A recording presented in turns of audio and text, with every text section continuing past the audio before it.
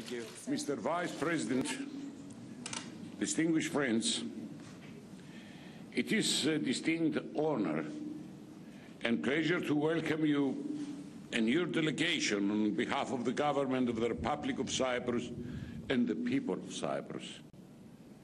This is, dear Mr. Vice President, a landmark visit of real historical significance, as it constitutes the first visit to Cyprus by you as Vice President since 1962. Aptly demonstrating the significant improvement in the partnership between Cyprus and the United States, a partnership which we can now call a strategic one. It deeply saddens me that you are visiting the Republic of Cyprus at a time when the long-standing problem of occupation and division remains unresolved. I am saddened that around our own tables we do not have with us our Turkish Cypriot compatriots. Mr. Vice President, since assuming office just over a year ago, my government consciously and with commitment reoriented its foreign policy in order to promote core European and transatlantic priorities in the Eastern Mediterranean. This was deemed necessary in order to realize our full potential as an EU member state at the Union's southeasternmost corner, assuming its pivotal role in regional peace, stability and security in this volatile region of the world. And I'm pleased to note that it is widely acknowledged that we have proven to be a stable and reliable partner both to the EU, the US and our friends, among others, and our mutually beneficial cooperation in an array of fields. This, among others, includes the removal of chemical weapons from Syria, counter-terrorism, crisis response and non-proliferation of weapons of mass destruction. We look forward to continuing our contribution towards these goals, and I can assure you, Mr. Vice President, that Cyprus will offer any indispensable help towards this end. Further, I believe there is a common understanding that the discovery of hydrocarbons in the Cypriot exclusive economic zone, in addition to creating new economic opportunities, has the potential to transform the regional geopolitical landscape and become a force of stability, prosperity and peace. The presence of hydrocarbon reserves in the Eastern Mediterranean can provide an alternative energy corridor, leading to increased energy security.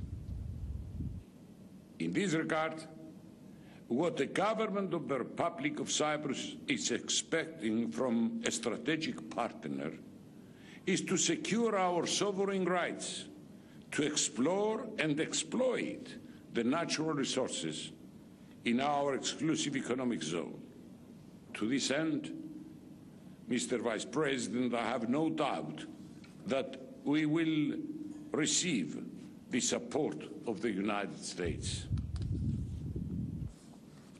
Dear Vice President, following our meeting, I wish to take this opportunity to express Cyprus' sincere gratitude for the United States' principled position on the Cyprus problem and for your country's interest and assistance in our efforts to reunify our country in a bizonal, bicommunal federation with political equality in accordance with United Nations Security Council resolutions and the high-level agreements, with a single international personality, a single sovereignty, and a single citizenship, and in line with the EU values and principles as the joint declaration of February 11th provides.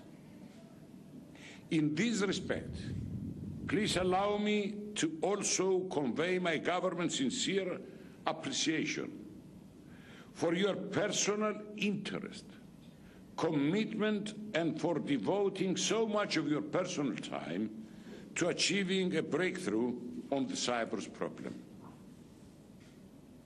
Taking this opportunity, I would like to express my government's sincere appreciation for your clear remarks upon your arrival to Cyprus yesterday, which reaffirmed the United States' long-standing and unwavering position as regards the recognition of only the Republic of Cyprus and its lawful government, a position which, irrespective of any of your visits during your stay in Cyprus, remains unchanged. Thank you once again. Dear Vice President, as I have underlined during our discussions, we remain committed to working tirelessly for a solution that will safeguard the human rights and fundamental freedoms of all Cypriots, Greek or Turkish Cypriots.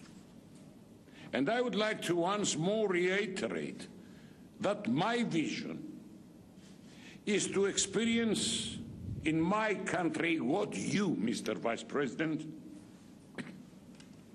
have achieved in the United States, a state that protects the human rights and fundamental freedoms of all its lawful citizens, irrespective of ethnic origin. We are well aware that the path to a solution will not be easy. It will require vision, political courage, and determination.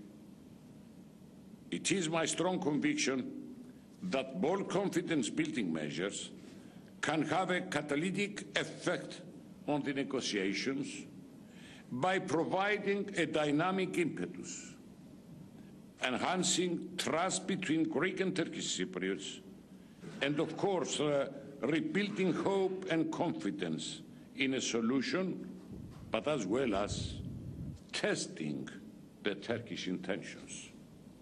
The package proposal I have put forward contains all those elements that create a win-win situation and can be a game changer.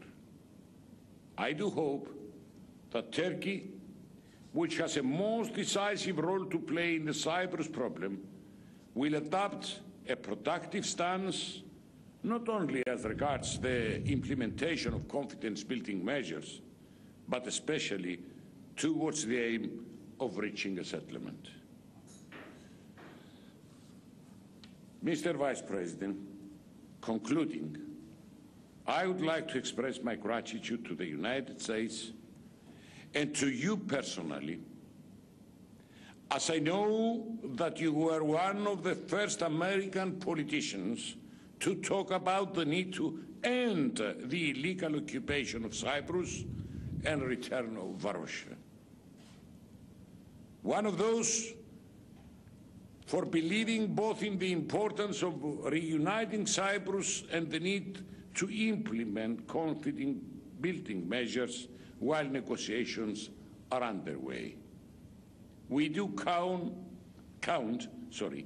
on your invaluable assistance, both in moving forward with the implementation of confidence-building measures and in reaching a settlement.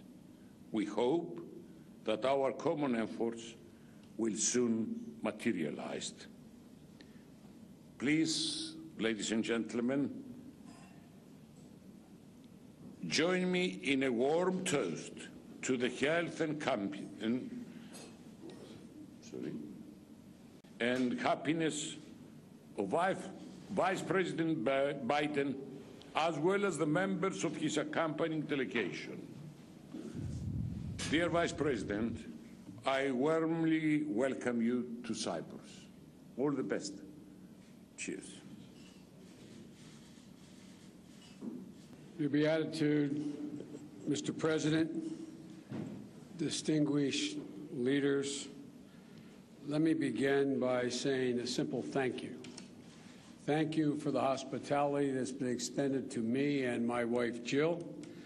And it's been so warm, a welcome to this beautiful island.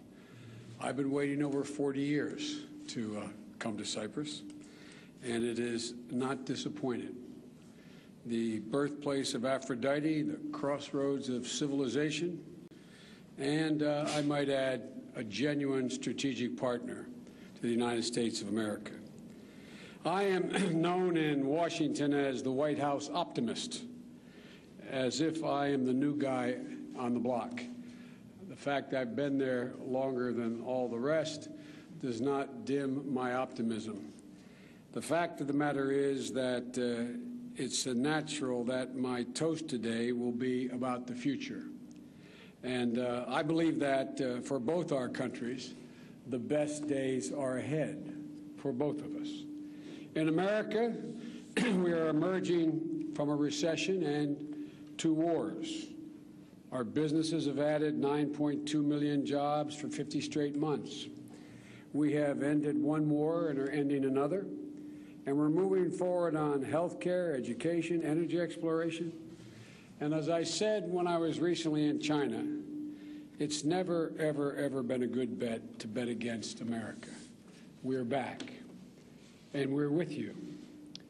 Cyprus, too, has weathered tough economic times, and you've made some very painful reforms. Your economy is now turning the corner. You are emerging as a leader in the region, and Cyprus is poised to become a key player in the Eastern Mediterranean into a new, transforming the Eastern Mediterranean into a new global hub for natural gas and markets. You are uniquely situated at a critical time in modern history. So it should be no surprise that the best days are ahead for Cyprus as well.